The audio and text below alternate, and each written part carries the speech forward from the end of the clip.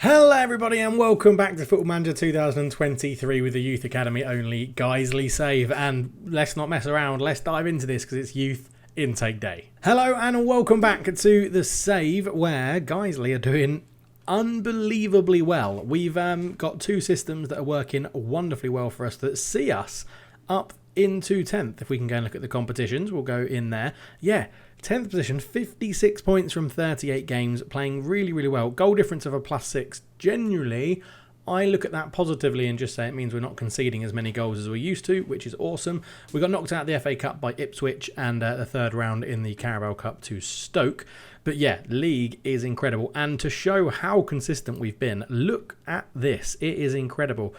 Topsy-turvy start to the season, and then after that, very consistent, jumping up a little bit, jumping down a little bit, and then back to where we were, basically holding that 11th spot, potentially getting into 10th a couple of times. So, yeah, it's really good. It's really good progressing, and it's progression, and that is really, really good. And if we look at the schedule, yeah, there's still pockets of bad form, sort of up and down and around, but generally it is going very well. We still have the odd result like a 6-3 against Brighton, 4-2 loss against Villa, but you know, we've been playing really well. I'm not going to complain, and we've been changing our system depending on what systems we come up against. Last time we touched on the strike list against a 4-4-2. It's still got really good results against the 4-4-2, which is good. I think if we click on that, we can see here, yeah, so 4-4-2, win, draw, a loss against Ipswich Town when we played strikerless. That's a bit of a freak one, I think. 4-0 win against Huddersfield, 6-3 loss. We didn't play the strikerless. 4-0 win, 2-1 win, both with strikerless. So, yeah, the strikerless system does seem to be doing pretty well against the 4-4-2, and that is something we are definitely going to be sticking with throughout the save, probably, because the 4-4-2 has bugged me a lot. It's always got in my way of being a very annoying formation to play against. And yeah, it looks like we finally got something to counter it, including a lovely 4-1 win against Brighton. 2 late goals from Supreme Dave and in the 88th and a penalty in the 92nd. And if we look at the squad, you'll notice there is some people missing. So we will go and have a look at that in a sec. But goals, we have Graham Cox on 13 and 13 assists. He's really proving himself to be a key player in this squad. 7 for Ryan O'Connor, 6 for Supreme Dave, 6 for Jevgen Villion, 6 for Stitt, 5 for Magnuson, 5 for Alphakoff as well. And in assists, we have backing up Graham Cox's Stitt, Jay Leach, Ryan O'Connor, Connor, Magnuson and Kai Harding as well, all doing really well. And then key players, obviously Scott Lloyd in goal with 40 appearances, Connor with 38 and 3 subs, Graham Cox with 38 and 3 subs. So very crucial players to our system in there, which is awesome. But yes, there's been transfers. I'll budge my head over to the other side and you'll see here, Alex Smurthwaite has joined Reading for £6 million. We got a 50% of next profit from sale in there as well. But he's joined a Premier League club in Reading and doing well for them. He had a very good season for us. £6 million, I think, was a very fair price for someone who is mentally incredible. Very good stats where he needed them, or attributes where he needed them for us. It'd be interesting to see how he does with Reading. But Smurthwaite has gone, and the other one that's gone is our other striker, Carter Nelson. Bournemouth paid his release fee of £3.2 million. We tried to offer him a new contract to stay and up that a little bit, but he picked Bournemouth over us. Once they submitted £3.2 million, it got accepted automatically. We offered a new contract then. Again, I don't think he's going to do very much. I don't think he's going to really survive at Bournemouth. I think they'll cash in. But again, we should have, because it was an automatic one, I don't think we got the sell-on fee. So if we go in, no. So Smurthwaite has his 50% of profit as next owed, and we're getting a few instalments. Obviously, we've got Crimson Moori's one as well. But yeah, it's not in here for thing. Oh yeah, this guy. I can't wait till we can sell these because he's never going to play this many appearances for Man City. So Leroy Hadabay, no, he's going to be terrible. So as soon as we can, we'll sow those clauses as well. But yeah, 2 outs then, which is a little bit disappointing, but has opened the door for some new youngsters, and then some more loans have gone out as well. So youngsters that have stepped up. Obviously, in the striking department, we had what was a pretty ready-made replacement in what is now Jake Mills. So welcome to the club, Jake Mills. You have replaced Conrad Sass. I know there was comments saying you've got to keep a striker with Sass as the name, but yeah, so Jake Mills is in. Only 3 appearances so far, 6.2. We're trying to ease you in quite gently. You did have a 1-month loan spell out at Mask, but you didn't score there either. And then, yeah, it's allowed us to call up. Where's has he gone? Where has he gone? He might be injured. Let's get rid of unavailable. And not just, Peter Horwath, they suspended. There we go, Peter Horwath. So, Peter Horwath has been called up as well into the first team from the Youth Academy. 5 appearances for him, 1 assist, the 6.74, a pretty decent start to his career. But what we're finding now is that when we sell players, we do sort of have younger players that can step up, and that is exactly what you need in the Youth Academy save, which is really, really good. But of course, we're all here not to talk about our current squad. We're here to talk about who could we be getting in the future, and bang, it is Youth Intake Day. So here we go. Elite talent, 1, 2, 3, 4, 5, 6 elite talents, which is absolutely lovely. 4 top talents, and 1, 2, 3, 4, 5, 6. 1, 2, 3, 4, 5, 6 good talents. So let's start at the bottom, but they're led by Kennedy Joseph, so we'll leave him till last. But John Paul Maynell, half a star actually. Current 3-star potential. John Paul Maynell, who is a balanced, media-friendly youngster, likes to play an attacking midfield. Good technique, good long shots, first touch, flair, aggression, balance, jumping reach is all good. Pace, passing's not bad. Short, simple passes is good as well. Eventually, you'd like that to be trained. If his passing increases, train that to be tries killer balls often. But 6'4", another tall guy, doesn't actually look too bad for a half-star current ability player. So not a bad start. Moses Napalo, midfield left from South Africa. Pace, good. Acceleration, good. Dribbling's decent. Passing's good. Determination, work rate. Gets forward whenever possible is pretty good for that left wing as well. All right, not bad. Crossing could be better, but 15 years old. I'm 2 half-a-star players actually not looking dreadful, which is quite good. Jack Austin, right back, left back from England. No, you are dreadful. You're not going to be getting a contract. Right, next, straight away, we won't look at Jack Austin anymore. Phil Rafferty, midfield centre, 1-star, current 3-star potential. Why do the 1-stars look worse than the half-a-star? Balance, natural fitness, leadership, work rate is decent. Passing 9, again, no, probably won't get a contract for Phil Rafferty. Yeah, so at the moment, I would say these half-a-star players have looked better than these 1-star players. Next up, Kieran? I assume that's another way of spelling Kieran. Kieran Griffin, attacking field left or striker. First touch, dribbling, jumping reach, fitness, determination, flair, leadership, teamwork, all looking pretty good. Likes to run with ball through the middle. Needs to work on finishing and composure if he's going to play up front. Not bad. I mean, there's a lot of improvement there for Kieran, to be honest. He's just not looking outstanding. Stephen Kenny in goal. Agility 13 is very good. Fitness 17. Handling 13. Punching tendency 13. Unambitious, level-headed goalkeeper.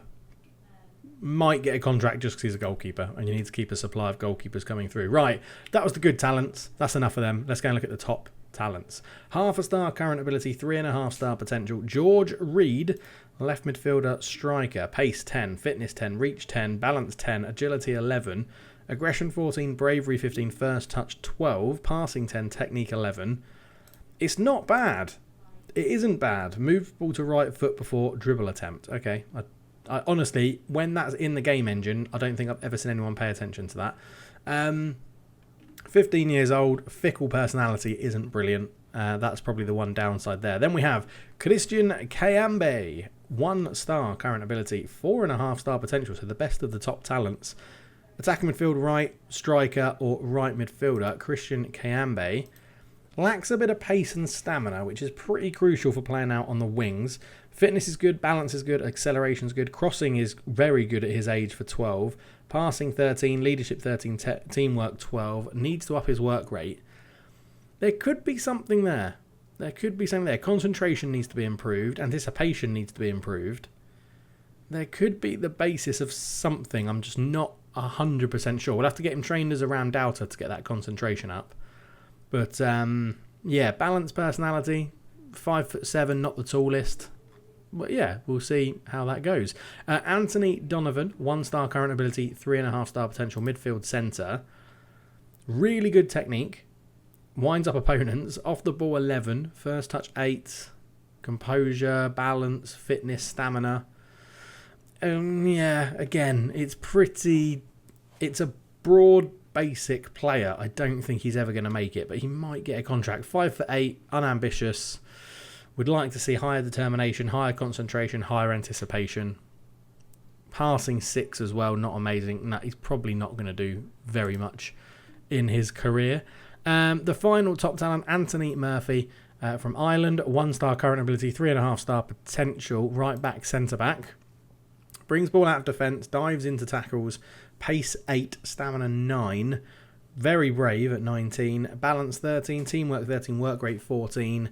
And tackling 12. You probably are looking more as a centre-back, of which we would need to improve concentration, anticipation. Positioning definitely needs to go up, heading and marking. You can deal with those being low, but they do generally need to be better. They're only 5'10", so not ideal for a centre-back, but that positioning is incredibly low for either centre-back or right-back. So, yeah, not too sure. Right, I feel like we've rattled through the good and the top, so let's spend a bit more time looking at the elite talents. Obviously, Kennedy Joseph will be the last one we look at. Attacking midfield left, Alex Busby Allison. Oh, Allison, there's no N in there. Alex Busby Allison. 1.5-star current, 4.5-star potential. Attacking midfield left. Okay. Professional personality, that gets a thumbs up from Dave. I do like that. Runs with the ball down the left, left-footed. Pace 12, acceleration 15. He's going to be able to run past people. Aggression 15, he'll do lots of hard sprints to try and win the ball back. Determination 17, awesome. Flair 12, technique 12, good. Crossing 11's a good starting point as well. So we need to up.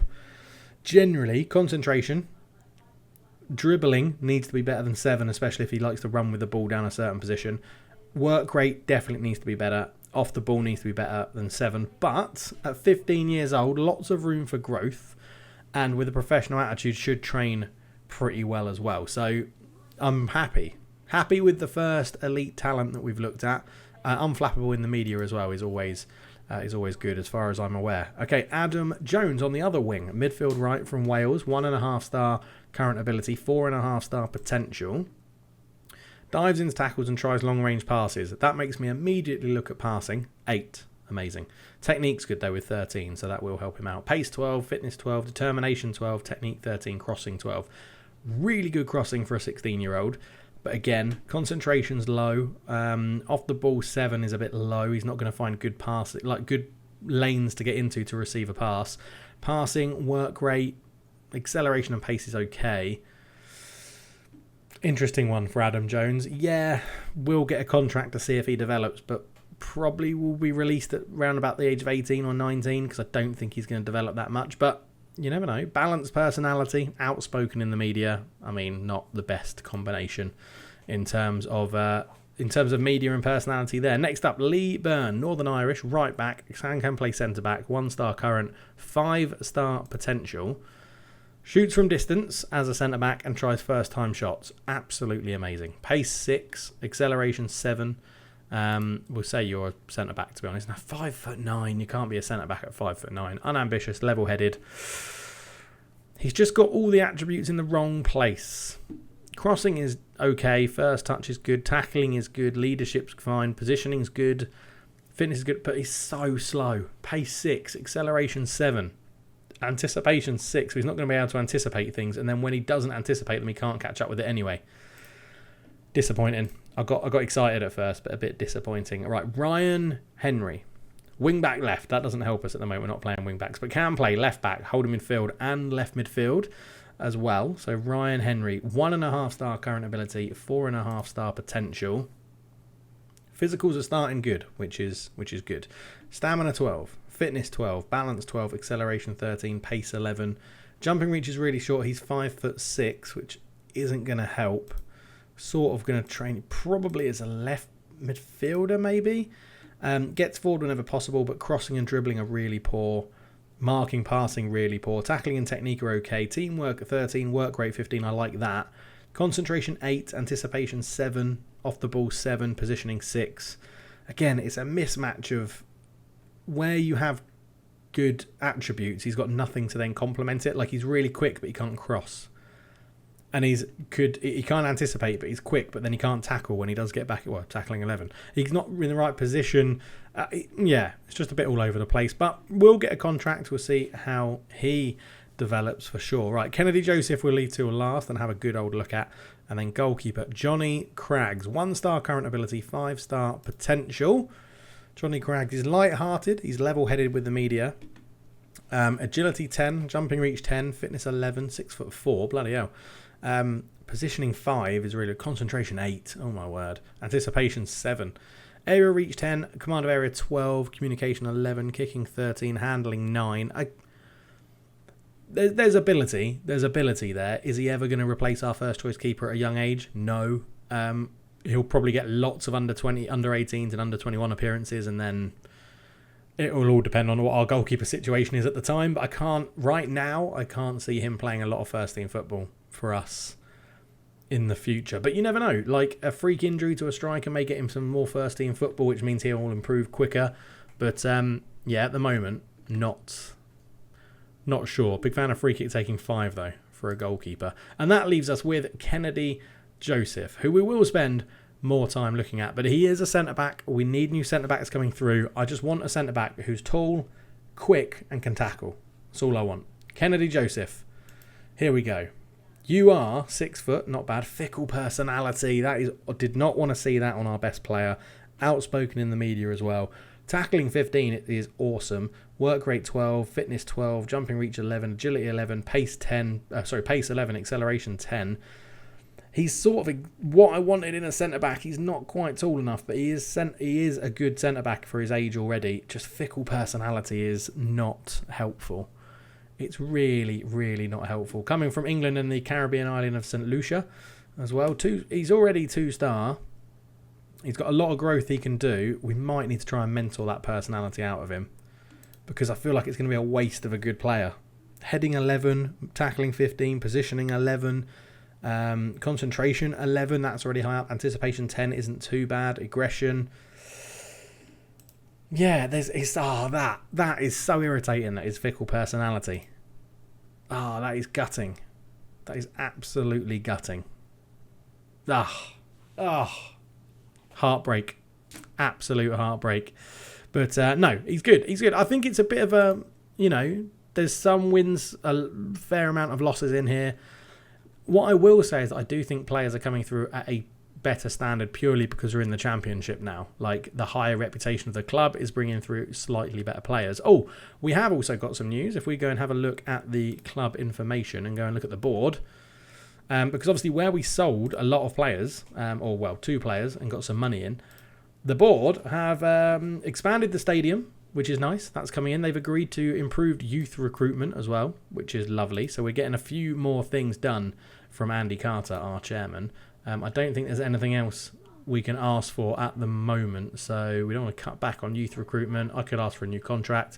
But yeah, hopefully this expand the stadium gets the planning permission so that we're ready for the increased capacity crowds, which would be absolutely awesome.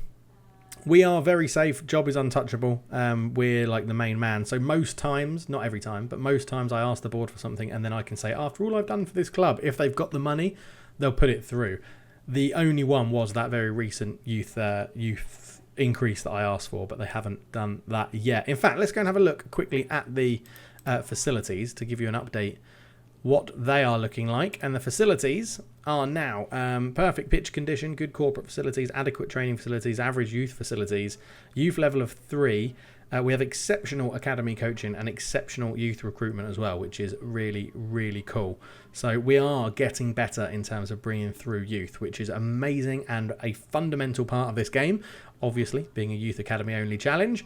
And yeah, that's pretty good. Also at the end of this year, we get a new stadium sponsor, which should bring in a lot more money, which will be very, very helpful. And generally, we are playing really well. We are having a really good time of it. Everything's going well. Media prediction bottom, we're currently 10th, which I think speaks absolute volumes for itself.